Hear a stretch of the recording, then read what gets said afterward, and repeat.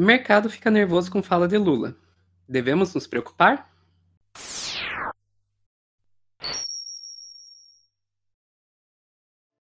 Que fala de Lula? Vamos lá. Lula fez a primeira viagem dele para Brasília, depois eleito, e fez um discurso lá no CCBB, o Centro Cultural Banco do Brasil, que está servindo de QG aí para a transição de governos. Um trecho desse discurso virou assunto aí na mídia hegemônica. Vamos ver que trecho foi esse. E toda hora as pessoas falam, é preciso, sabe, cortar gasto. É preciso fazer superávit. É preciso fazer teto de gasto. Por que as mesmas pessoas que discutem com seriedade o teto de gasto não discutem a questão social desse país? Por que o povo pobre não está na planilha da discussão da macroeconomia? Por que a gente tem meta de inflação e não tem meta de crescimento? Por que a gente não estabelece um novo paradigma de funcionamento nesse país? Esse novo paradigma... Eu percebi, tá? A brincadeira com paradigma e não gostei. Chegou no mercado financeiro. E aí o que aconteceu foi que a bolsa despencou e o dólar disparou. O dólar disparou, fechou o dia perto de R$ 5,40, uma alta de 4%. E o Ibovespa encerrou em queda de 3,35%. E aí Lula, no final do dia, foi questionado sobre o nervosismo do mercado financeiro. O mercado fica nervoso à toa. Eu nunca vi um mercado tão sensível como o nosso. É engraçado que esse mercado não ficou nervoso com 4 anos do Bolsonaro. O mercado não ficou nervoso com 4 anos do Bolsonaro. Tem uns detalhezinhos ali naquele vídeo, né? Um deles, talvez vocês tenham percebido, foi a manchete que estava ali embaixo, né? Lula esnoba mercado. E é uma coisa que, assim, a gente vai ter que voltar a se acostumar, que é algo que é bastante típico da mídia hegemônica, quando durante os governos Lula, Dilma, a gente já viu isso e vai voltar. E tem um outro detalhe que, na verdade, acabou ficando escondido aqui pelo overlay, ali pelo meu nome do Tássio ali em cima, que era a fonte daquele segundo vídeo, a fonte do vídeo em que o Lula fala que o mercado não ficou nervoso em 4 anos de Bolsonaro, que aquele vídeo foi tirado do Instagram do próprio Lula. Então, é algo que o próprio governo do Lula julgou como algo digno de ser compartilhado e, sinceramente, eu concordo com essa posição. Mas, já que a gente está falando aí da questão de a gente voltar a ter um comportamento típico da mídia hegemônica e da forma de lidar com a relação entre o mercado e o governo Lula, vamos aqui para o UOL. Bolsonaro já provocou apreensão em mercado. Diferentemente da afirmação de Lula, declarações do presidente Jair Bolsonaro também já provocaram apreensão no mercado financeiro. No ano passado, por exemplo, a bolsa despencou quase 4% e o dólar em forte alta de mais de 3% após o mandatário ameaçar desobedecer decisões do STF, Supremo Tribunal Federal, em discurso de tom golpista nos atos do 7 de setembro realizados em São Paulo e em Brasília. Na ocasião, Bolsonaro incitou seus apoiadores, xingou o ministro Alexandre de Moraes e Canalha e pediu sua saída de cerca de 125 mil pessoas presentes na Avenida Paulista. Diante de cerca de 125 mil pessoas. Mas vamos e convenhamos que é uma comparação que não é muito justa, né? De um lado, você tem o Lula dizendo que tem que ter responsabilidade social, e do outro, nós temos o Bolsonaro fazendo um discurso claramente golpista. É um falso paralelo aí que a gente está vendo que é complicado. Mas, apesar de tudo isso que eu estou dizendo, fazendo as críticas aqui à mídia hegemônica, a gente tem algumas vozes dissonantes na mídia hegemônica também. Vamos ver uma delas aqui, o Eduardo Guedes na Globo News. É uma entidade maligna. mas é uma entidade bolsonarista. É um ator, na minha visão política, o mercado é um ator bolsonarista o tempo inteiro. Inclusive, quando a democracia esteve em risco, ele precificou a ditadura e foi em frente. Então, nem sei se no campo democrático o mercado está, sinceramente. Depois desses 4 anos de governo Bolsonaro, eu acho que muitas coisas ficaram claras. E eu não tinha essa visão. Mas a minha visão hoje é que o mercado é do campo bolsonarista. Mas não todo é um o mercado, bolsonarista. né? Assim, não dá para generalizar. Esse mercado que a gente fala é o quê? Esse que fica nervoso. Ai, o Lula não falou isso. Setores do mercado, né, Valdo? É isso que você está dizendo, setores do mercado, né, Valdo? Tá, gostei ali da Sadi falando, né, criando nem todo mercado. A gente já tem nem todo homem, nem todo branco, nem todo hétero, agora temos nem todo mercado. Mas aí vocês podem estar pensando, não, tá exagerando, né? O mercado não é essa coisa toda aí maligna. Não, então vou trazer aqui um tweet do Fernando Pureza, que @Louverture, não sei se é assim que pronuncia, 1984, lá no Twitter, que colocou: no dia 1º de junho de 2021, o Brasil atingiu a marca de 2.346 mortos de Covid. Eram totalizados mais de 465 mil mortos. Também foi o dia em que a Ibovespa atingiu alta histórica de mais de 128 mil pontos. Esse é o mercado. E, assim, é um perfil que não é verificado, né? Imagina, como é que você vai confiar num perfil que não é verificado agora nesses tempos de venda agora a gente não pode confiar nem mais nos verificados, né? Mas eu fiz a tarefa aqui de casa e fui atrás. Olha aqui, ó. Dia 1º de junho de 2021, na G1, Bovespa supera os 128 mil pontos e bate novo recorde após divulgação do PIB do primeiro trimestre.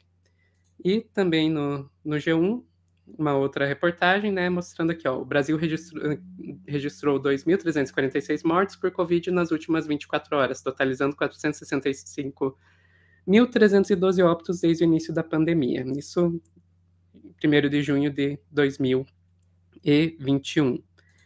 Então, sim, é verdade, sim, o mercado ele realmente vai atingir recorde quando tem tantas mortes, mas quando você tem um presidente falando em responsabilidade, um presidente eleito falando em responsabilidade social, o mercado cai.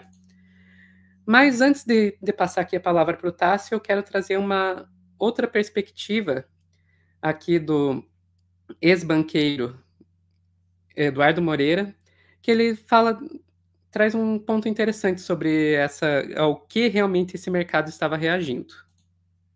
Entender um pouco esse pedido. Vamos mostrar o gráfico da Bolsa aqui ontem, só para começar fazendo 2 comentários que são importantes. Primeiro, a Bolsa caiu no dia 3,35. O dólar subiu ali para 5,40 no final do dia. É um dia de mercado ruim, mas não é um crash. Primeiro ponto. Crash quer dizer quando você tem aquela quebradeira total e etc. Segundo ponto, só para a gente ter ideia, né?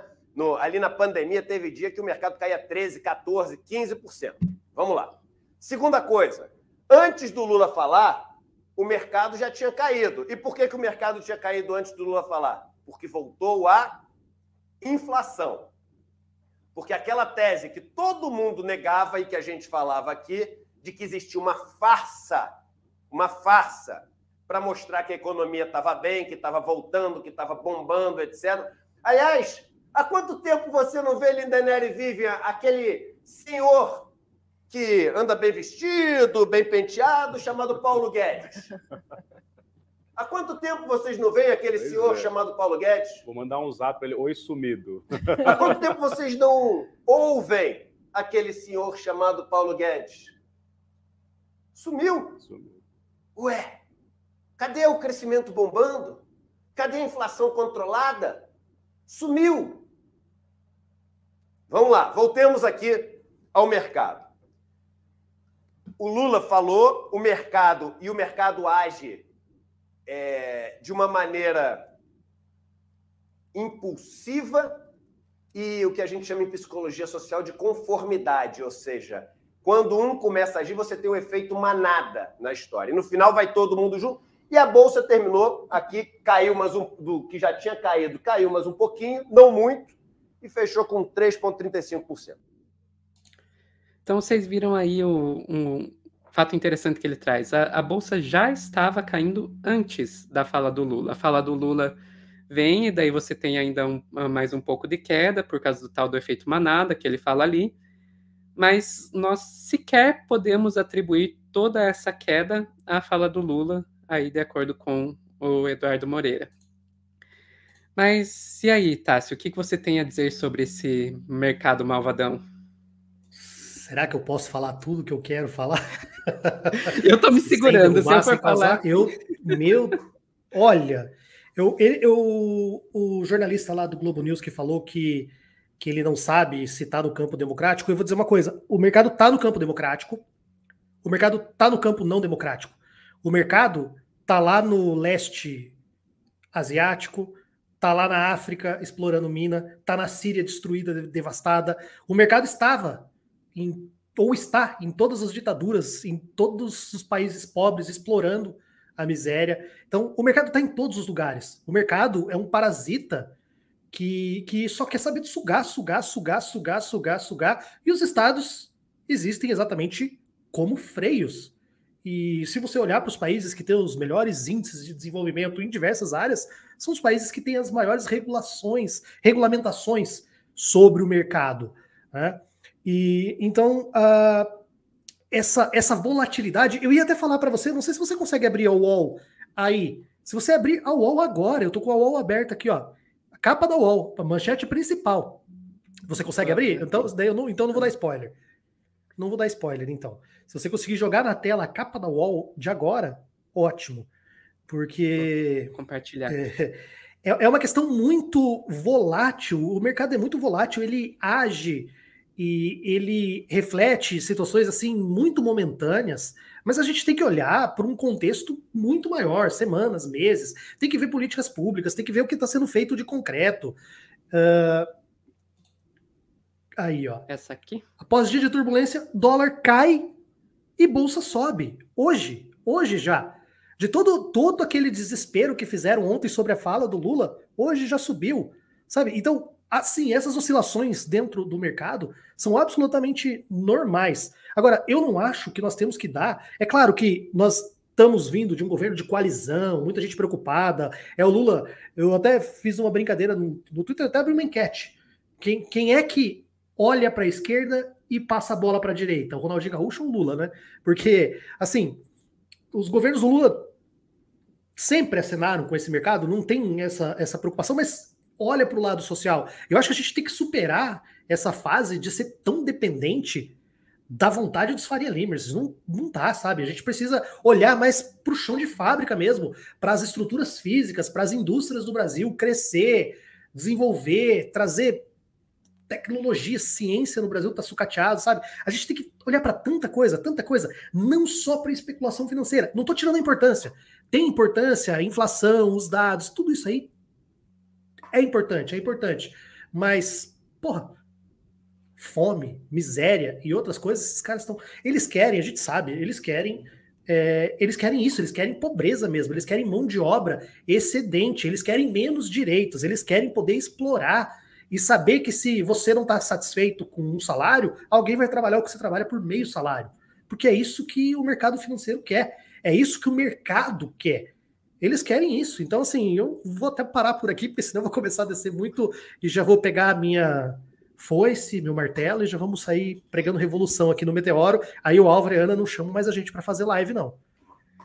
Espero que não. Mas eu acho que um ponto que você colocou aí, Tássio, que eu acho bem interessante, que a gente fala, e o pior é que a gente acaba fazendo isso também, falando do mercado como esse ente quase transcendental. Agora, a gente tem que pensar que quando a gente está falando desse mercado aí, que é tão volátil, que reage dessas formas, a gente está falando da Faria Lima. A gente está falando não é esse ente transcendental, a gente está falando da elite econômica do nosso país. Estamos falando dos grandes especuladores, do capital improdutivo, como se fala muito por aí, né? Gente que vive de dinheiro, de renda, sem acabar produzindo praticamente nada. Essas pessoas, a burguesia é o mercado. É perfeito. A gente se dobra a essas vontades financeiras enquanto eles só vão crescendo, crescendo, crescendo. Quantos bilionários surgiram durante a pandemia? Eu tenho um vídeo, assim, eu não sei se as pessoas aqui me conhecem ou não, tem muita gente assistindo o vídeo, talvez muitas pessoas chegaram depois, né? A Sofia tem um canal aqui, Lente Vermelha, no YouTube, eu tenho um canal que é meu nome, tá? Você tem que eu falo de direito e de política. De direito eu falo sobre direito em tom de divulgação científica, sabe? Eu falo para quem não é da área, para entender mesmo, comento coisas e tal. E falo também um pouquinho de política. Eu tenho um vídeo que eu falo muito sobre isso. O capitalismo, Sofia, ele já deu certo. O capitalismo é um case de sucesso absoluto, sobre todos os aspectos. Se você olhar, é um mega de um sucesso.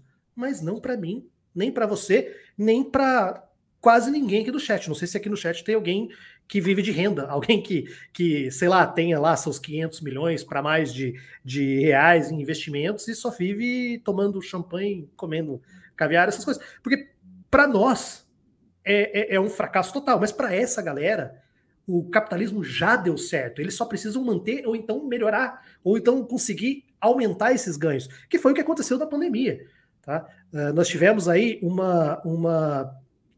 um aumento do desemprego, nós tivemos uma perda de poder aquisitivo, o salário mínimo se desvalorizou, nós não tivemos recuperação nesse aspecto financeiro, nós não tivemos direitos, nós perdemos direitos previdenciários, assim, a gente foi sucateado, tudo com a promessa, é sempre aquela promessa, não, mas aí vai melhorar, aí o empresário vai poder pagar mais para vocês, aí vocês vão ter isso, vão ter aquilo, só piorou, e tem mais reforma que tava para vir aí, que eu não sei se vão tentar ainda, tem reforma administrativa também, sim, mas só piorou. Mas só piorou para quem? Para nós. Para eles, para o pessoal do agro, esse povo tá rachando de ganhar dinheiro para eles, o capitalismo, o Brasil é um país ótimo. E eles não estão nem aí. Se aqui a gente não tem estrutura, porque eles não passam férias aqui, eles não ficam aqui, eles estão na Europa, estão nos Estados Unidos, eles estão vivendo o melhor do mundo, aqui é de helicóptero, eles não pegam trânsito, não pegam Uber, não pegam nada. É outra vida. Então, para eles o capitalismo deu certo. Para nós, não. Então, porra, a gente vai aceitar isso, a gente vai aceitar essa chantagem do mercado, vai dizer que eles nos ditem o que deve ser feito, o que não deve ser feito. Não é assim. E eu digo mais, se a gente fizer o que a gente tem que fazer, de regulamentar, fazer tudo, só se a gente der um golpe de Estado e fazer uma revolução comunista, não, uma revolução socialista, não. Mas se a gente não fizer a revolução e a gente conseguir, pelo menos, aplicar regulamentação de diversas atividades econômicas, trazer direitos de volta, porque eu vejo, só para concluir esse raciocínio, eu vejo muito essa comparação, funcionário público tem isso, funcionário público tem aquilo. Gente, vocês já pararam que a gente tenta nivelar os direitos aí, direito de igualdade, a gente tenta nivelar por baixo? Não é o caminho. O caminho é a gente olhar para os países desenvolvidos do norte da Europa e falar, vamos nivelar por cima. Se o funcionário público tem uma estabilidade, ou se o funcionário público tem uma licença maternidade maior, por que a gente não leva isso para o setor privado?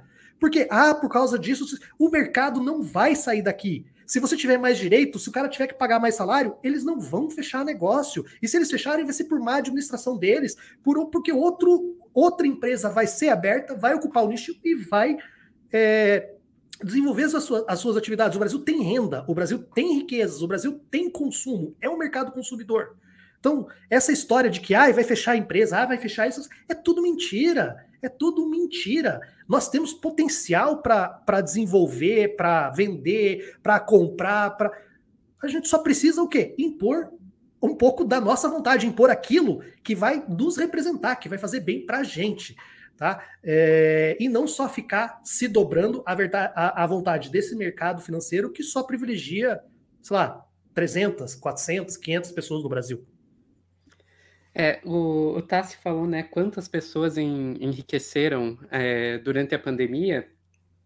Tem um vídeo que eu roteirizei para o Meteoro.data, aqui no Meteoro mesmo, falando justamente, baseado num relatório da Oxfam, falando dos novos bilionários que surgiram durante a pandemia, né? Então, quem quiser dar uma olhada lá, lucro pandêmico, eu Eu sei que é estranho eu recomendar um vídeo que fui eu mesma que roteirizei, mas eu recomendo. Tem que vender o peixe. A gente ainda tá no capitalismo, Sofia. Nós temos que vender o nosso peixe.